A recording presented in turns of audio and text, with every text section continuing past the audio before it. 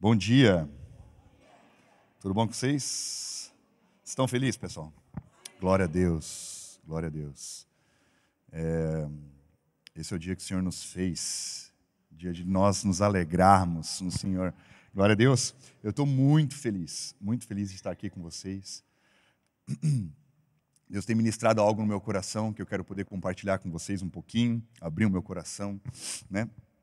E o título da nossa conversa de hoje vai ser Discernindo os Tempos. Discernindo os Tempos. Tá? Algumas semanas atrás, nós tivemos uma ministração com o pastor Gabriel aqui, que ele falava sobre a sabedoria. Né? Se você não ouviu essa mensagem, por favor, ouça essa mensagem. É fenomenal, maravilhosa. O pastor Gabriel traz uma aplicação muito boa e um entendimento muito profundo daquilo que é sabedoria. Né? E um dos textos que ele usa é 1 Coríntios 1:30, que diz assim: portanto, vós sois dele, em Cristo Jesus, o qual se tornou para nós sabedoria da parte de Deus, justiça, santificação e rendição. Ou seja, Cristo Jesus se tornou isso. Ele é para nós hoje a nossa sabedoria, Ele é a nossa justiça, Ele é a nossa santificação e Ele é a nossa rendição. Nós muitas vezes não entendemos isso. Muitas vezes nós não conseguimos compreender a dimensão disso. Por quê? Porque nós estamos inseridos nele. Nós estamos inseridos em Cristo. No momento em que nós fomos elevados às regiões celestiais, nós somos inseridos em todas essas coisas. E é por isso que 1 João capítulo 4 vai dizer que assim como Ele é, nós somos. Então, se Cristo se tornou sabedoria para nós, Cristo se tornou redenção para nós, nós comungamos dessas mesmas características junto dele. Junto dele. E isso é muito profundo. Né? E por que eu estou falando isso? Porque depois que o Gabriel deu, né, o Gabriel pregou aqui com a gente, o pastor Gabriel, na segunda-feira nós tínhamos o nosso grupo familiar ali nos ingleses, e eu tive que me preparar para poder compartilhar alguma coisa com relação àquilo que o Gabriel estava ministrando aqui, e a partir daquilo surgiu o que nós temos hoje. Né? Então foi um pensamento que ele foi, né, Deus colocou ali no meu coração e ele foi surgindo, e eu quero poder discorrer um pouquinho a partir daquilo que o Gabriel já falou. Tá? Então, nossa sabedoria, ela está em Cristo, porque hoje nós estamos nele. Então, nós recebemos dele todo o conhecimento, todo o entendimento, tudo aquilo que Deus tem está inserido em Cristo. E por estarmos neles, nós somos dotados dessas coisas. Amém? Você crê nisso? Então, qual que é o nosso verdadeiro conhecimento hoje? Qual que é a nossa verdadeira sabedoria hoje? O entendimento da obra consumada de Jesus Cristo.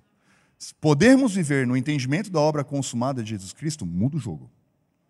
Muda a forma como nós vivemos, como nós partilhamos as coisas, como nós nos relacionamos, como nós trabalhamos, como nós fazemos qualquer coisa na nossa vida. O entendimento da obra consumada dele transforma quem você é. Porque você deixa de ser alguém que estava numa posição e numa condição, e num estado de pecado, para uma condição, uma situação, e um estado de perfeição em Cristo. Porque Ele te tornou uma nova criatura. Amém? Ele te tornou uma nova criatura. Nele somos dotados dessa sabedoria. Tá? Então somos aceitos, somos amados, somos abençoados, somos justificados, santificados, somos prósperos. Por quê? Porque a obra está consumada, por causa daquilo que Ele fez. Não por aquilo que nós fizemos ou fazemos, mas por aquilo que Ele fez. Então o crédito é dele. É por isso que por Ele e para Ele são todas as coisas. Porque se tivesse algo que eu pudesse fazer para me tornar mais próspero, mais santo, mais justo, o crédito seria meu, não dele. Então, o entendimento dessa sabedoria que muda o jogo é entender que foi Ele que fez, e por isso que isso se chama graça. Porque é dado sem eu merecer. Sem eu merecer. Então, nós sabemos que a sabedoria ela é o conhecimento aplicado. É esse entendimento aplicado. Tá? E como que eu posso viver, então, com essa sabedoria? Quais são os passos? Como é que eu posso aplicar essa sabedoria no meu dia a dia? E essa resposta a gente vai falar no final. Então, depois da ministração do Gabriel, eu fui pesquisar um pouquinho a respeito de sabedoria. E existiu um homem na face da terra que ele foi considerado o homem mais sábio do mundo. Né? Todos aqui já devem conhecer a história de Salomão. E na Bíblia nós temos 3 livros que nós chamamos de livros de sabedoria. Tá? E eles são compostos por Provérbios, Eclesiastes e, por incrível que pareça, Jó. Quem ama o livro de Jó aqui? Né? O livro de Jó ele é fenomenal, um dos livros que eu não vou falar que eu mais gosto, mas é um livro que eu gosto muito, muito mesmo. Né? Se você tiver contextualização e entendimento daquilo que ele fala, ele se torna um livro fenomenal para você. Né? E vendo esses 3 livros de sabedoria, 2 deles quem escreveu foi Salomão. Provérbios e Eclesiastes, quem escreveu foi Salomão. E em Provérbios nós temos como uma figura, como se fosse de alguém, né, que acabou de passar no vestibular, otimista na vida, vendo as coisas acontecendo, ou com pensamentos no futuro, né, super otimista na vida. Porém, quando nós vamos ler Eclesiastes, que foi um livro que também Salomão escreveu um pouco posterior em sua vida, nós já vemos alguém já há mais de 30 e poucos anos de idade, com uma dor nas costas, escrevendo um livro, vendo que todos aqueles planos que ele tinha não se concretizaram da maneira como ele esperava. E até mesmo, existem algumas coisas que ele escreve que tu começa, se tu tem alguma tendência à depressão, tu quase se mata ali. Brincadeiras à parte. Vamos dar uma lidinha no que Salomão escreve em Eclesiastes, o homem mais sábio do mundo. Olha só. Eclesiastes 1, versículo 2 ao 5, depois 8 e 9, olha só o que ele diz. Que grande ilusão, que grande inutilidade. Nada faz sentido. Nada faz sentido. Essa palavra nada faz sentido, tá? No original é a palavra hevel. E hevel é fumaça, tá? Então tudo é fumaça, é isso que ele está falando. Por que ele fala que tudo é fumaça? Porque a fumaça ela pode tomar um formato. Só que quando você tenta pegar, ela desaparece, você não consegue sustentá-la. Né? Então tudo não faz sentido, porque tudo aqui é fumaça, diz o sábio. Que vantagem tem o ser humano em todo o seu trabalho e que tanto se dedica debaixo do sol? Gerações nascem e gerações morrem, mas a terra permanece sempre do mesmo jeito. O sol se levanta no horizonte e ao mesmo dia se põe. E depressa volta ao lugar onde se levanta para um novo dia. Versículo 8. Todas as atividades humanas geram cansaço. Nenhum ser humano é capaz de dar uma boa explicação sobre isso. Mas os olhos nunca se saciam de ver, nem os ouvidos de escutar. O que foi voltará a ser, e o que aconteceu ocorrerá de novo. O que foi feito se fará outra vez. Não existe nada novo debaixo do sol. E ele continua lá no capítulo 2. Olha só. Detesto a vida, pois vejo que a obra que se realiza debaixo do sol é árdua, desagradável. Tudo é um vazio só. Correr atrás do vento. Detesto todo o trabalho com que me afadigo diariamente. Pois tenho que deixar tudo ao meu sucessor. Quem sabe se ele será um homem sábio ou nécio. Todavia, ele será o verdadeiro dono de todo o trabalho que realizei com extremo esforço e sabedoria debaixo do sol. Isso também não faz o menor sentido. É vazio. De novo, fumaça, isso é fumaça. Desprezei a vida e entreguei meu coração ao desespero. Tudo por causa do trabalho em que tanto me esforcei debaixo do sol para concluir que foi nulo. Ora, tudo é um absurdo. Nossa, agora a gente pega uma faca, corta os pulsos, né? E, pelo amor de Deus, que é isso? Né? O homem mais sábio do mundo. Provavelmente ele devia estar com hérnia de disco, né? Uma esposa que deve ter estourado a fatura do cartão de crédito e mais algumas coisinhas. Para quem tem 900 esposas ali, né? Mas, enfim, talvez elas que proporcionaram isso. Não, brincadeira, brincadeira. Mas, realmente, quando eu leio esse livro, né, quando a gente começa a ler Eclesiastes, a gente começa a se perguntar algumas coisas. Como que alguém que foi aquela pessoa que orou a Deus e pediu sabedoria, escreveu livros como Provérbios, se você lê Provérbios, é um livro fantástico, maravilhoso, ele consegue chegar no final da sua vida e ter esse tipo de conclusão, né? Essas afirmações te deixam confusos, né? Então, até que eu percebi uma pequena coisa que faz toda a diferença.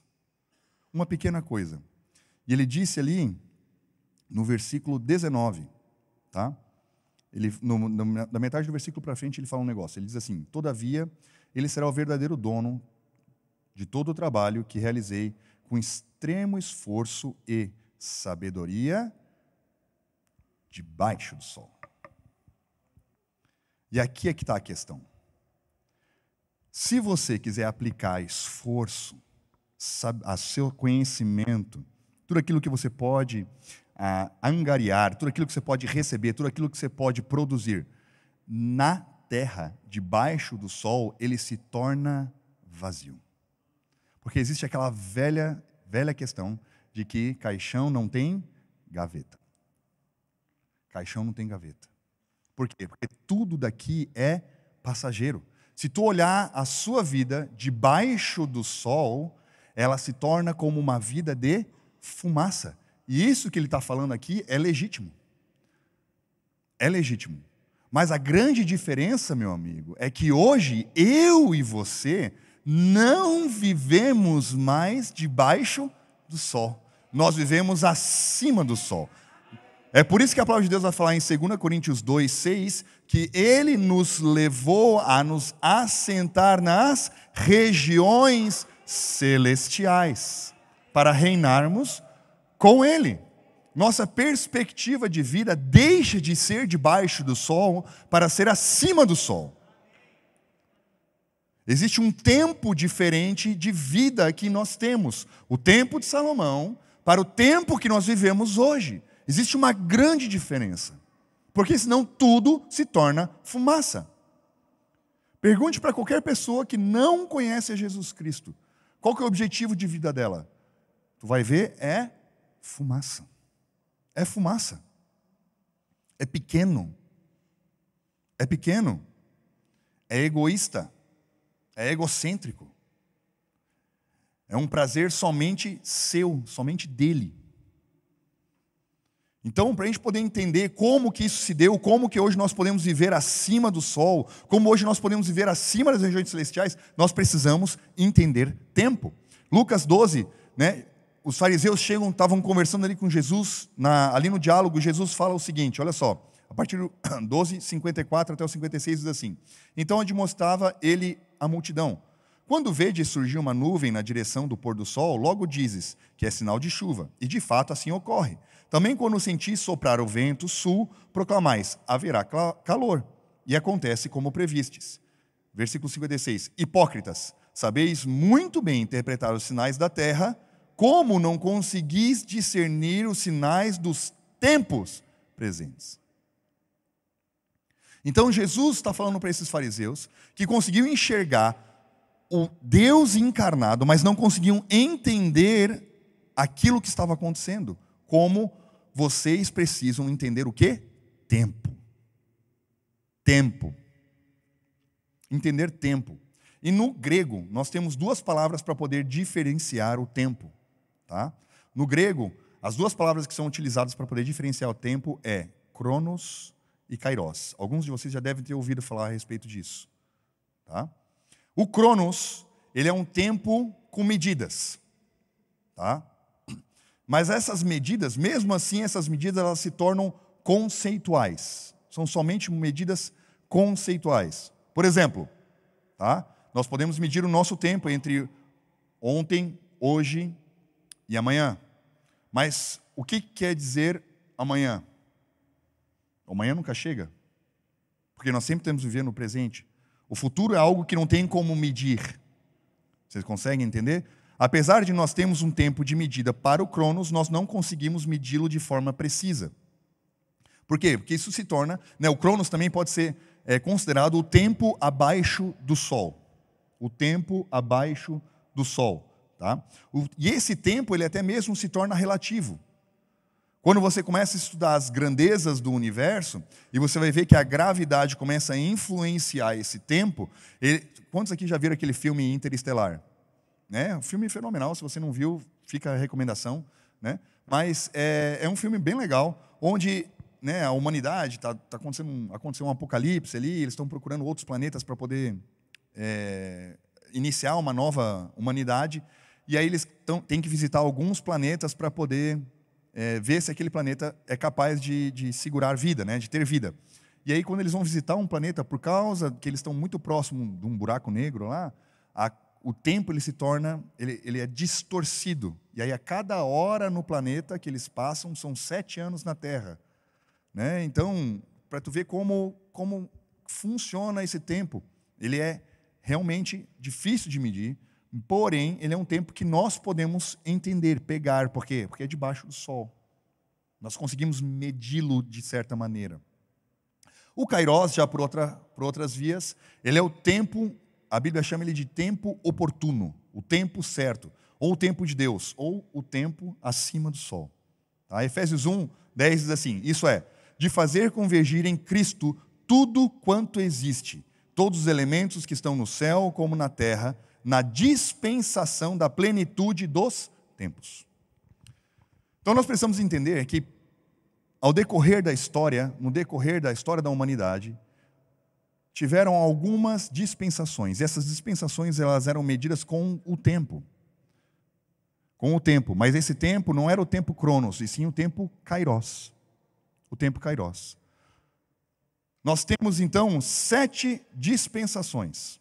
Tá? E dispensação, o que significa dispensação?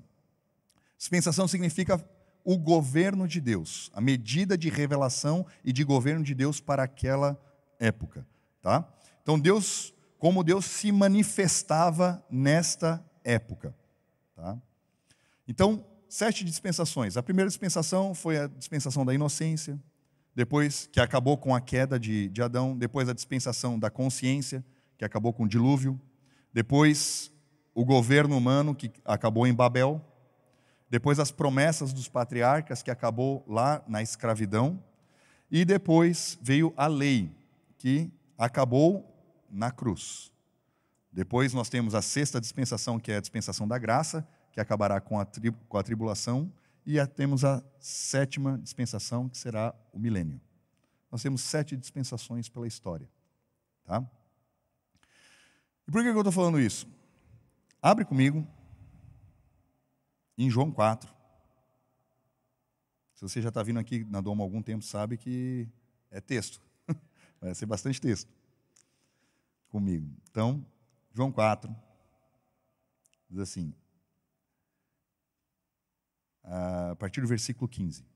A mulher lhe pediu, Senhor, dá-me dessa água, para que eu não tenha mais sede, nem precisa voltar aqui para tirar água. Pediu-lhe Jesus, vá, chama o teu marido, volta aqui. Confessou-lhe a mulher, não tenho marido. Replicou-lhe Jesus, respondeste acertadamente, ao dizer que não tens marido, pois 5 maridos já tivestes. E esse homem com quem tu agora vives não é teu marido. Quanto a isso, falaste a verdade. Nossa, Elias, que sopa que você está fazendo. Nossa, eu falei isso alto? Desculpa, não. Brincadeira. O que isso tem a ver com dispensação? O que você está falando? Calma, gente, vai chegar lá. Onde o Espírito do Senhor está, ali a liberdade, correto? Então, estou tomando a liberdade para tratar vocês igual a Escola Ruiz hoje. Tá? Se você não faz, faça a Escola Ruiz. Tá? Ensinando algumas coisas para vocês hoje aqui, vai ser bom no final, não se preocupe. Tá? O Andrei já não gostou, está fugindo. Ó. Perdão, pastor Andrei, não tem problema. Mas, quando nós conseguimos entender o tempo na Bíblia, nós conseguimos nos posicionar aonde nós fomos designados a estar. Se nós nos posicionarmos errado, Tem muitos homens aqui, muitos homens gostam de jogar futebol. Quando você ia jogar lá o FIFA, Soccer, sei lá o quê, tu montava a estratégia do teu time. Botava lá 4-3-3, né, 4-4, sei lá quanto, e você montava a estratégia. Por quê? Porque você esperava que aquele jogador estivesse naquela posição quando você tocasse a bola. Certo? Se ele não estivesse na posição que você tinha designado ele para estar, o que ia acontecer? Você não conseguiria fazer com que ele recebesse a bola e o gol não seria feito. Uma pessoa fora de posição não consegue fazer o gol. Você fora de posição não consegue viver a plenitude daquilo que a Bíblia já te deu. Você não consegue. E esse tempo, Cronos, ele foi dividido em duas. E a gente já vai chegar nisso aí. Mas entender a dispensação em que nós estamos hoje faz com que nós possamos viver coisas que são propostas a nós. Aqui em João 4, a palavra de Deus diz que Jesus chega para os seus discípulos e fala que eles vão descer até Jerusalém. Eles estavam lá na Galileia e eles iam descer até Jerusalém. E a palavra de Deus diz que se fez necessário passar por Samaria. Vocês já ouviram esse texto diversas vezes aqui, né, de formas exauridas, de diferentes perspectivas. Então vocês sabem que o povo samaritano tinha uma rixa com o povo judeu, porque o povo de Samaria fazia parte da tribo, né, de Israel, que era o povo do norte, o reinado do norte, que foram conquistados pelos assírios, e eles tiveram uma mistura de povos ali, e porque houve essa mistura, os judeus, que apesar de terem sido conquistados pelos babilônicos, não se misturaram com o povo babilônico, se santificaram, e eles mantiveram a linhagem dos hebreus, enquanto os israelitas não. Então, por isso que havia essa rixa, eles não gostavam. Então, o povo de Samaria havia muitos gentios também. Muitos gentios. Muitos. Tá? E quando Jesus sugeriu de passar por Samaria, os discípulos deles, que eram judeus, torceram o nariz. Samaria? Vamos fazer a volta, Jesus. A gente faz a volta e chega lá. Você é santo, né? Por que vai passar por Samaria? E Jesus fala, não, é necessário que nós passemos por lá. Eles chegam em Samaria, vocês conhecem a história, né? Os discípulos saem para poder pegar comida na cidade, Jesus fica ali perto de um poço, e ele encontra essa mulher que estava pegando água ao meio-dia. E eles têm ali um diálogo, né? Nosso objetivo não é entrar no diálogo hoje, mas no metade do diálogo Jesus fala isso. Ela fala, né, quem pode ser maior, né, que Jacó, que abriu esses poços aqui? Não, se você tomar da água que eu vou te dar, né, fluirão de vocês rios de água viva. Então me dá dessa água. Aí Jesus fala, beleza, vou te dar essa água então. Chama o teu marido. E aí ela fala assim, não, eu não tenho marido. Aí ele falou, respondeu assertivamente. Você já teve 5 maridos. E esse 6º marido que você tem não é seu marido. O que Jesus está falando aqui? Quando ele fala isso é uma visão profética das dispensações, onde a noiva naquele momento, porque eles estavam ainda na época de Jesus, estavam na 5ª dispensação, que é a dispensação da lei. Ela estava casada com a lei e ela não podia casar com o seu 6º marido, porque a lei impedia isso. Jesus era o seu 6º marido. Por isso que ele fala, você não tem marido. Você não tem. A humanidade estava casada com a lei e não podia fazer nada para que se libertasse disso. A posição da humanidade era uma posição de travamento. Estava travado com as leis. Não tinha o que fazer. Romanos 7, do versículo 1 ao versículo 4, diz assim, caros irmãos, falo convosco como conhecedores da lei. Acaso não sabeis que a lei tem autoridade sobre uma pessoa apenas enquanto ela vive? Por exemplo, pela lei, a mulher casada está ligada ao marido enquanto ele vive. Mas se ele morrer, ela estará livre da lei do casamento. Por isso, se ela se casar com outro homem enquanto o seu marido ainda estiver vivo, será considerada adúltera. Mas se o marido morrer, ela estará livre daquela lei. E mesmo que venha se casar com outro homem, não estará adulterando. Assim também vós, meus irmãos, morreste quanto à lei, mediante o corpo de Cristo, para pertencerdes ao outro, aquele que ressuscitou dentre os mortos, a fim de que frutifiquemos para Deus. Viajamos agora ou não? Vamos lá, vamos representar isso aqui. Andrei, Gil, você pode me ajudar? Reinaldo, também você pode me ajudar? Vamos fazer um teatrinho aqui. Recebi um teatrinho, vou replicá-lo. Nós temos aqui Jesus Cristo de Nazaré. Aleluia. Pastor Andrei, promovi ele a Cristo. Amém? Cristo vai ficar aqui do lado de cá. Isso. E nós temos aqui o senhor Lei. Belo, formoso, né? Tem uma boa pinta. Esse cara aqui é perfeito, porque a lei é boa e perfeita. Viu? Então, esse cara aqui, ele vem para o lado de cá. E essa aqui, bela e formosa, é a humanidade. Certo? E a humanidade, ela estava casada com a lei. Se a humanidade quisesse vir e ficar aqui com o nosso amigo Cristo, o que aconteceria? Se ela simplesmente largasse da lei e viesse para cá, seria adultério. Adultério. É isso que acontece. Então, o que acontece? A gente vem para cá e fala, não, você tem que ficar aqui, ó. A própria lei diz que você tem que ficar aqui. Sinto muito. Tá? Então, vamos fazer assim, ó. Vamos resolver o assunto? Vamos matar o senhor Lei? Porque ali diz que se o marido morrer, ela está livre para poder casar com quem ela quiser. Certo? Vamos matar o senhor Lei? Não, peraí, o senhor Lei não pode ser morto. Porque ele é muito perfeito para isso.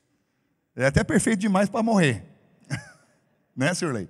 Então, o que acontece? O que o versículo fala ali no final? A humanidade morre com Cristo. E com Ele ressuscita. E agora ela está livre para casar. Eu vos declaro marido e mulher. Aleluia. Obrigado, gente. Fica fácil a gente poder entender isso? Nós morremos com Cristo na cruz. Por isso que a cruz acabou com a dispensação da lei. Nós morremos com Cristo, ressuscitamos com Ele e agora nós casamos com Cristo. Estamos em Cristo.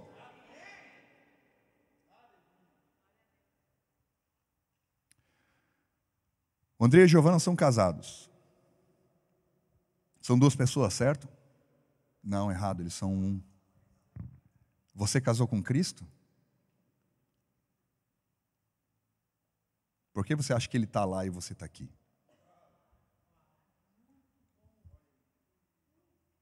Você não é um com Ele?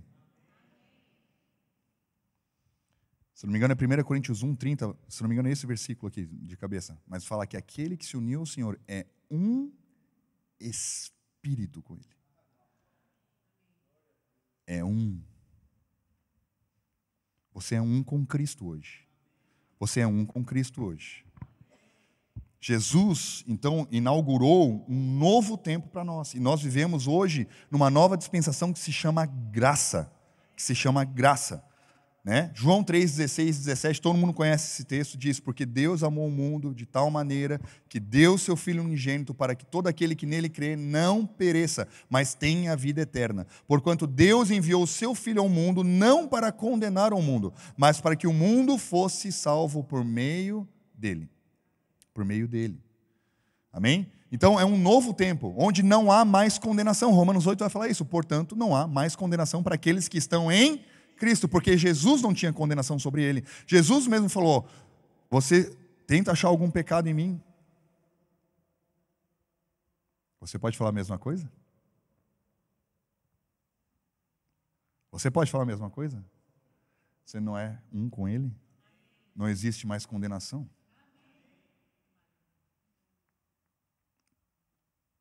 Deus amou o mundo. Deus amou o mundo. O Cronos só pôde experimentar o amor de Deus quando Jesus esteve aqui na Terra. Quando Jesus foi manifesto. Antes disso, a humanidade não tinha experimentado o amor.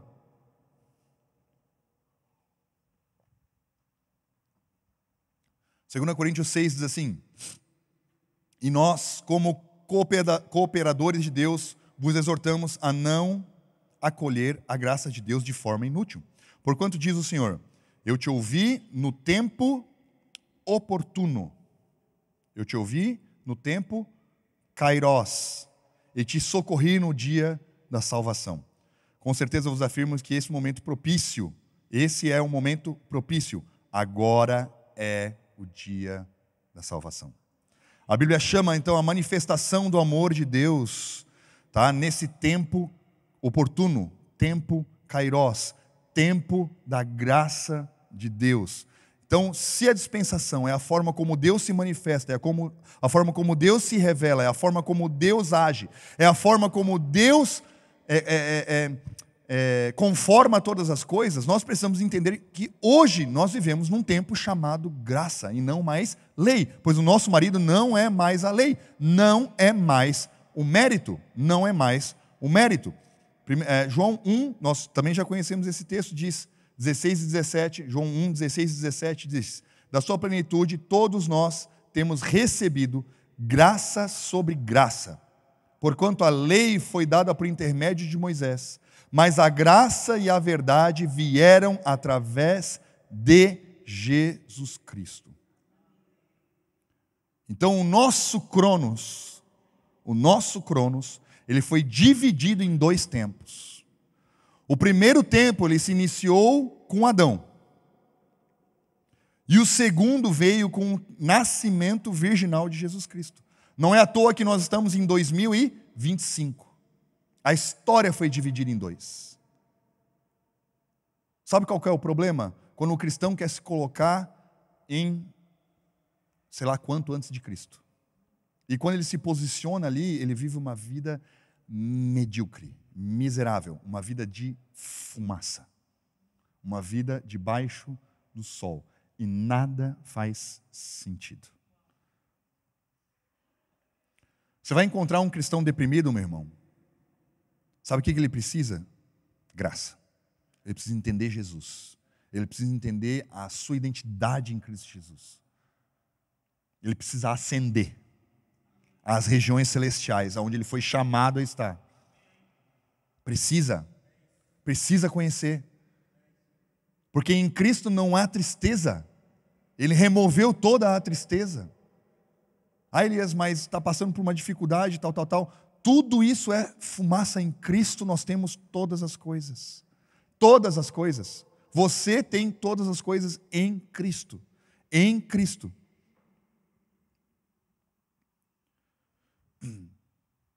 Então, antes do nascimento de Jesus, a humanidade vivia debaixo do governo da morte e da lei de Moisés.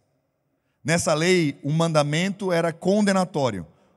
Nesse novo tempo que nós vivemos, o novo mandamento ele nos dá, que é o mandamento do amor. João 13 diz assim: um novo mandamento vos dou, que vos amei uns aos outros, assim como eu vos amei. Da mesma maneira, tenhais amor um para com os outros. Através desse testemunho, todos reconhecerão que sois meus discípulos, se tiveres amor um para com os outros.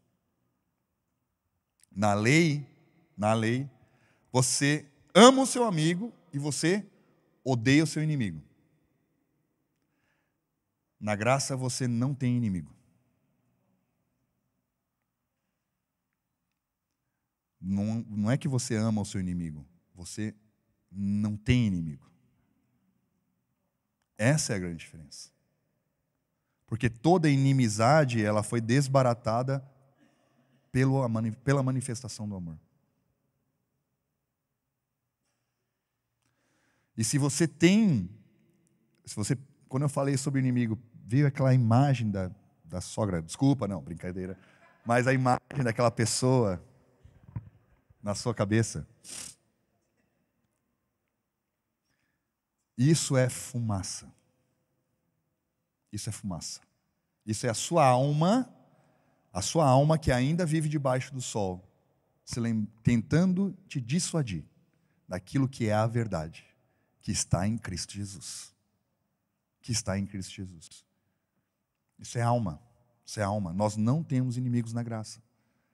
Nós amamos uns aos outros, amamos a todos, sem exceção, sem exceção. Olha só que maravilhoso isso.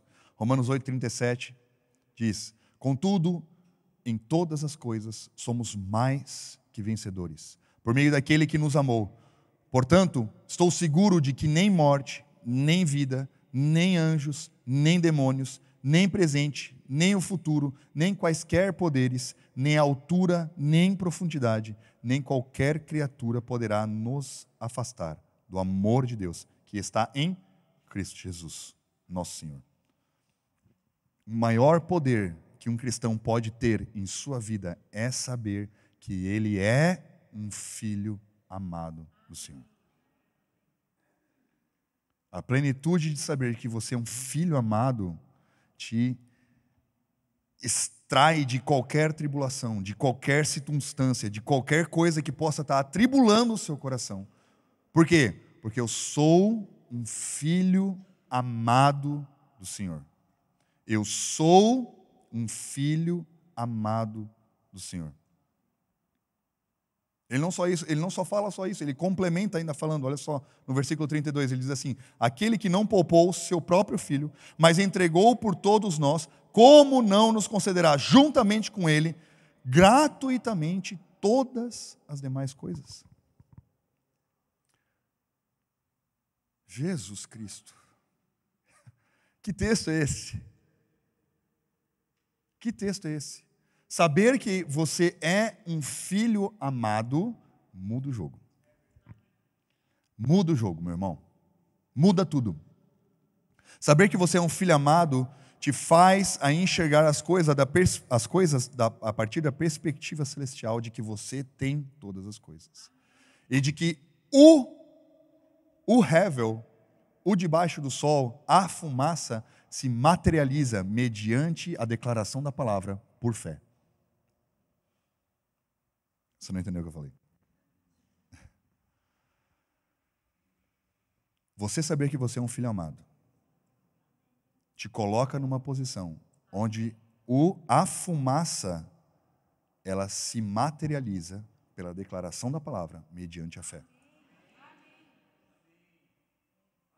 Amém. Eu creio que você falou um amém com você entendeu o que eu quis dizer. Essa é a verdade de Deus, porque nós já temos isso em Cristo. Ele fez a obra, lembra? Se ele deu o próprio filho, o próprio livro de Romanos fala que se alguém é justo, talvez, por um justo, alguém possa se sacrificar por essa pessoa. Talvez. Agora, por um injusto, nós éramos injustos. Deus entregou aquilo que Ele tinha de melhor para nós, que foi o Seu Filho. Aquilo que Ele tinha de melhor, aquilo aonde todas as coisas convergiam, onde todas as coisas habitavam, porque por Ele foram feitas todas as coisas. Foi isso que Ele nos entregou. Foi isso que Ele te deu. E às vezes a gente dobra o nosso joelho e fala: Deus, olha isso aqui, Deus, que está acontecendo. Só que você saber que você é um filho amado e que Deus te deu isso, torna tão ínfima a situação que você está, que você percebe o quão debaixo do sol está aquilo. E o quão acima do sol você foi posicionado. E aonde você está. E que isso aqui é uma questão de declaração da palavra. Declaração da palavra. Declaração da palavra. Você é um filho amado do Senhor. Mediante o amor deles, temos acesso a todas as coisas, porque já nos foram dadas em Cristo Jesus. Colossenses 1, 13 e 14 diz assim: Ele nos resgatou do domínio das trevas e nos transportou para o reino do seu Filho amado, em quem temos a plena redenção por meio do seu sangue. Isso é, perdão de todos os pecados. Houve um transporte, saímos de um lugar e estamos em outro lugar. Saímos de um tempo e fomos para outro tempo. Saímos de uma dispensação e fomos para outra dispensação. Então é no Kairós de Deus, que temos a nossa redenção. No Velho Testamento, na lei, tá? Todo ano um animal era sacrificado e o seu sangue era aspergido na arca para cobrir os pecados das pessoas. Mas o sangue de Jesus, ele não cobre os nossos pecados. Ele remove os nossos pecados. Essa é que é a diferença. Por isso que quando eu falei para você, quando Jesus falou, encontre pecado em mim, se você pode falar a mesma coisa.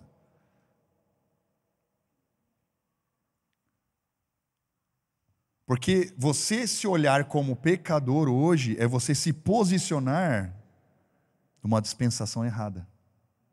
Se ele te fez santo, quem é você para falar que você não é?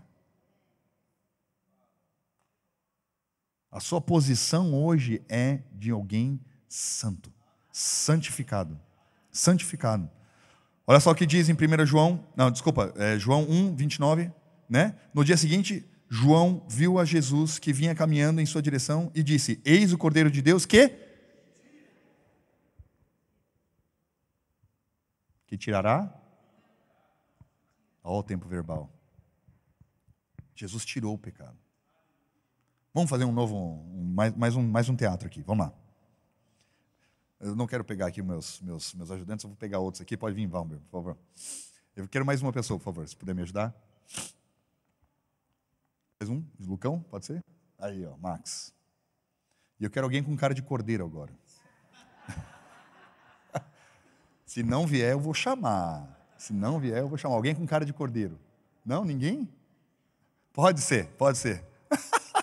Não, brincadeira. Vem o nosso senhor Lei aqui, que ele tem uma carinha de cordeiro agora. Vou redimi-lo agora. Redenção agora, hein? Deixou de ser Lei. Ursinho, meu ursinho. Amém. Glória a Deus. Nosso amigo Valber, ele é o nosso sacerdote. Aquele que recebia, né, os sacrifícios das pessoas. E aqui o nosso amigo Max, ele é o nosso grande pecador. Nosso grande pecador. Certo? Então, ele estava vivendo a labuta dele lá, debaixo do sol, né, cometendo atrocidades, escravo do pecado, não tinha o que fazer. Né? Mas o que ele fez? Ele sabia que pela lei, ele podia ter um cordeiro. Oh, e que cordeiro, hein? Esse aqui está pronto para abate, não, brincadeira. Mas o nosso cordeiro aqui, o que acontecia? O nosso amigo Max, ele separava o cordeiro. E ele levava o cordeiro para dentro da casa dele. E o cordeiro geralmente ficava lá na casa dele de 10 a 14 dias. Convivendo com a família. Brincando com as crianças. Por isso que ele é ursinho. Mas brincava com as crianças. Convivia dentro de casa. Não mais no rebanho, mas dentro de casa. E nesse tempo todo que o cordeiro passava dentro da casa, eles estavam examinando o cordeiro. Olhando, ver se ele tinha alguma mácula, algum defeito, algum problema, para poder ser oferecido para o sacerdote. E depois desse tempo, nosso amigo pecador pegava o cordeirinho, pode pegar pelo pescoço mesmo, não estou brincando, mas pegava o cordeirinho, levava até o nosso sacerdote. Ele chegava aqui e apresenta o cordeiro. Apresenta assim, ó, o cordeirinho de frente. Isso, está aqui o cordeiro, né? Você está aqui. O sacerdote falava, muito bom. Agora, a gente vai fazer o ritual de sacrifício do cordeiro. Só que o nosso amigo aqui é pecador. Quando o sacerdote vinha para poder julgar o caso dele, ele saía da frente do cordeiro e começava a olhar para o pecador e falava: olha, realmente, você está cheio de pecado, né? Como é que você pode oferecer esse cordeiro? Não era isso que ele fazia. O que ele fazia? Volta aqui. Ele olhava para o cordeiro e ele examinava o cordeiro. Ele examinava o cordeiro para ver se o cordeiro era perfeito. Se o cordeiro era perfeito. Aleluia. O cordeiro sendo perfeito. Ele falava, pode vir aqui, coloque suas mãos sobre a cabeça do cordeiro, confesse seus pecados. E tudo aquilo que era dele foi imputado a ele. E aquilo que era dele foi imputado a ele. Se aqui tinha pecado, foi imputado o pecado para cá. E se aqui ele era um cordeiro perfeito, foi imputado o que aqui? Perfeição. Pode sentar, meus amigos.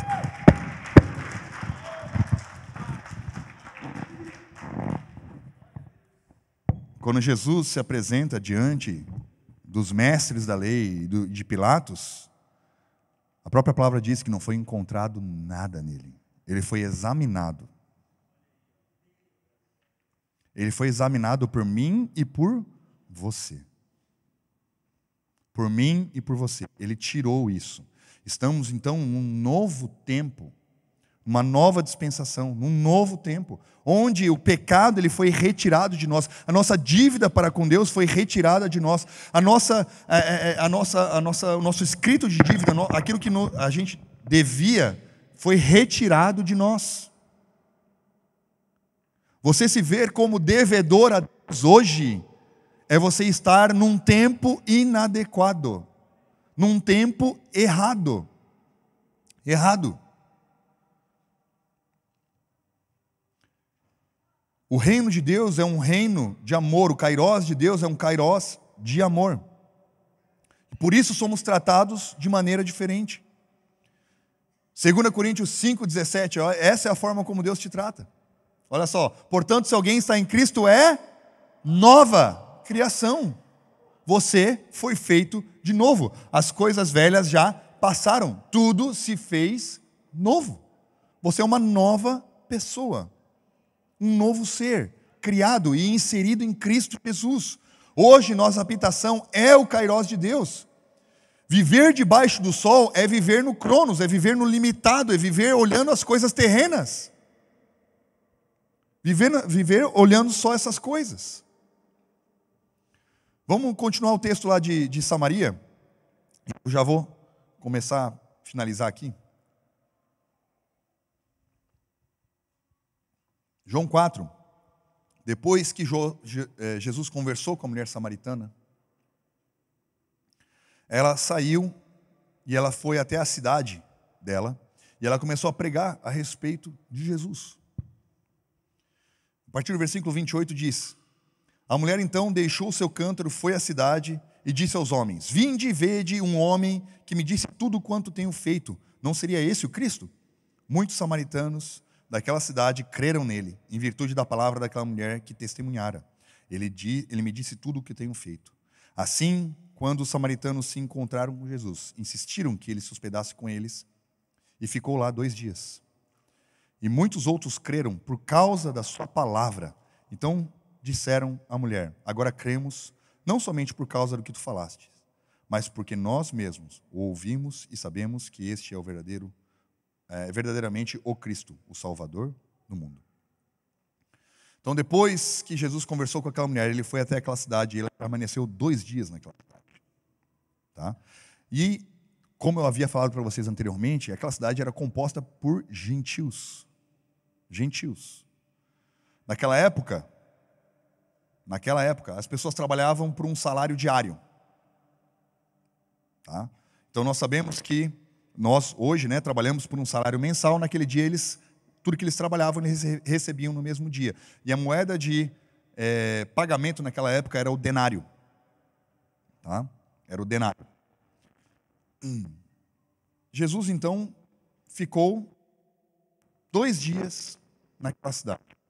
2 dias naquela cidade. Guarda essa informação. 2 Pedro 3,8 diz assim: contudo, amados, há um princípio em que não deveis esquecer, que para o Senhor um dia é como 1000 anos, e 1000 anos como um dia. Então aqui nós temos um princípio bíblico de interpretação das Escrituras. Nós temos um princípio daquilo como que nós podemos entender a Bíblia. 2 dias com um samaritano. Se um dia é 1000 anos, então nós temos aqui 2000 anos. 2000 anos em que Jesus permanece com os gentios, conosco. Onde a palavra habita em nós. Muitos se converteram mediante a sua palavra, a palavra habitando em nós. Nós temos a representação durante a história, tá? Nós temos algumas divisões nesse tempo. De Adão até Abraão, nós temos 2000 anos. De Abraão até Jesus, nós temos mais 2000 anos. De Jesus até o seu retorno, mais 2000 anos. Então, ao todo, nós temos aí 6000 anos, 6 dias. Nós podemos fazer uma correlação aqui com Gênesis, não vamos fazer. Mas Jesus veio, então, de Adão até Abraão, 2000. De Abraão até Jesus, 2000. E 2000 de Jesus até a sua volta. Então nós estamos vivendo esses últimos 2000. Estamos no final deles. Jesus veio inaugurar um novo tempo, uma nova dispensação, onde você está inserido. Olha só, e isso era um tempo profético. Cada ato de Jesus foi para poder demonstrar isso, para que as pessoas entendessem isso. Deixa eu ler um texto com vocês aqui, João 11, olha só. Um certo homem chamado Lázaro de Betânia, da aldeia de Maria e a sua irmã Marta, estava doente.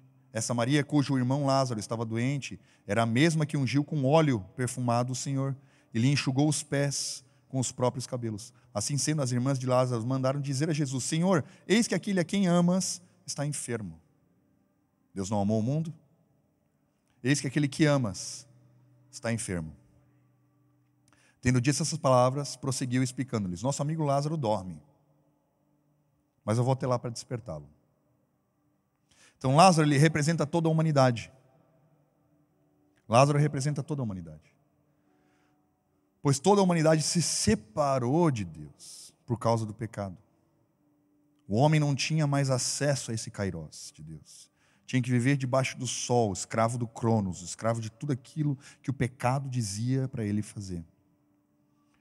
Versículo 17 de João 11 diz assim: ao chegar, encontrou Lázaro sepultado havia 4 dias. De Adão até Abraão, 2000 anos. De Abraão até Jesus, mais 2000 anos. Lázaro estar sepultado 4 dias era um símbolo de que a vida chegaria na morte, quando Jesus chegasse. Jesus chegou à sepultura, Jesus veio 4000 anos depois de Adão. E Jesus iniciou esse novo tempo, na minha e na sua vida. E há um chamamento para mim e para você, meu irmão, a não vivermos mais como Lázaro. A não vivermos mais em uma época errada, assim como a mulher samaritana, casada com o homem errado. Há um chamamento para nós nos casarmos com a pessoa certa, estarmos posicionados na posição certa, vivermos na dispensação correta, vivermos daquilo que nós podemos desfrutar no lugar correto. Sem posição correta não há gol. Não há gol. Essa vida que Jesus nos deu, essa vida zoe, essa vida plena, essa vida abundante, só pode ser desfrutada se nós entendemos a divisão do tempo. E o que dividiu esse tempo então, meu irmão? A cruz do Calvário. Se você se posiciona antes da cruz, você fala: nossa, Deus, misericórdia de mim, Deus. Sou pobre, pecador. Misericórdia de mim, Pai. Eu não mereço isso, Pai. Eu não mereço aquilo. Misericórdia, Senhor. Eu estou passando por isso porque é maldição hereditária. Eu estou passando por aquilo porque meu pai falou isso, declarou isso sobre a minha vida.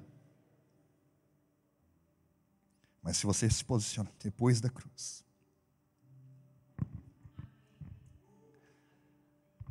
você fala, eu sou um filho amado do Senhor.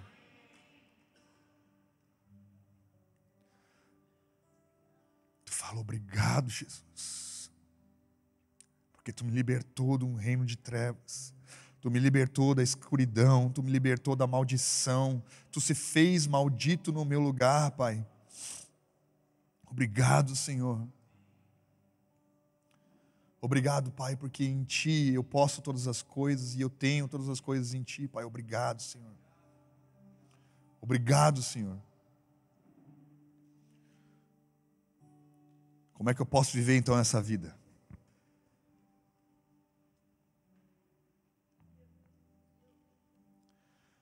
A palavra de Deus diz em Provérbios que assim como o homem imagina, assim ele é. Primeira coisa que você precisa entender é aquilo que Jesus fez por ti. Mudou todo o jogo. Mudou tudo. E é aquilo que Ele fez. É aquilo que Ele fez. Não é aquilo que você pode fazer. Como é que eu posso viver essa vida? Dando glória a quem merece glória. Ele fez. Ele conquistou. Ele foi. Ele batalhou. Ele venceu para me tornar mais que vencedor.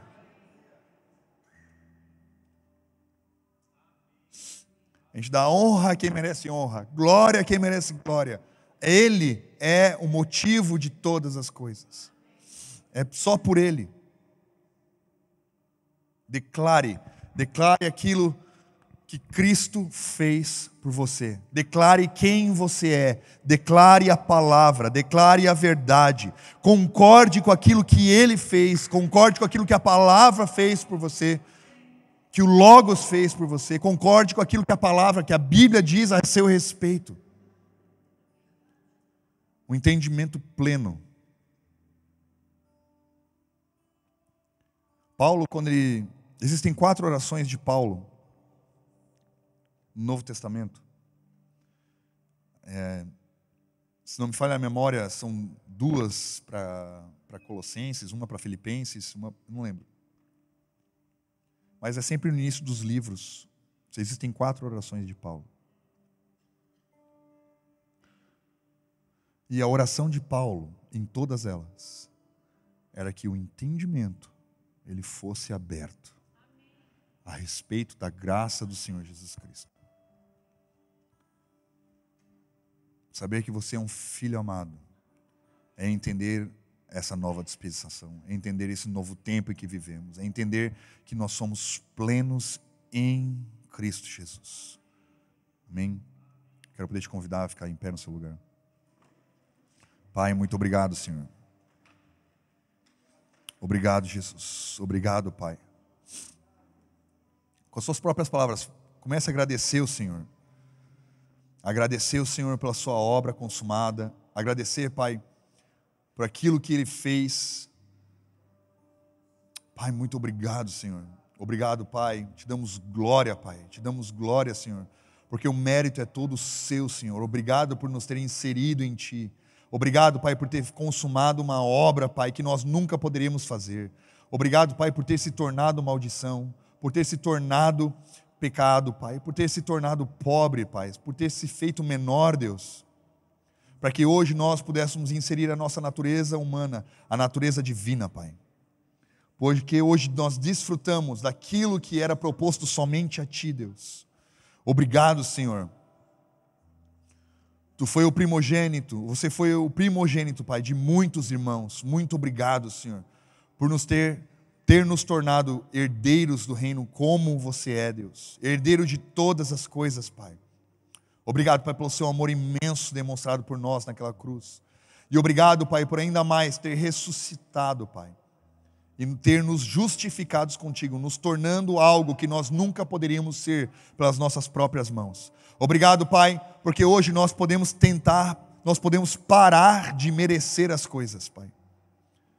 Porque tudo nos é dado pela graça, Pai. Obrigado, Senhor, em nome de Jesus.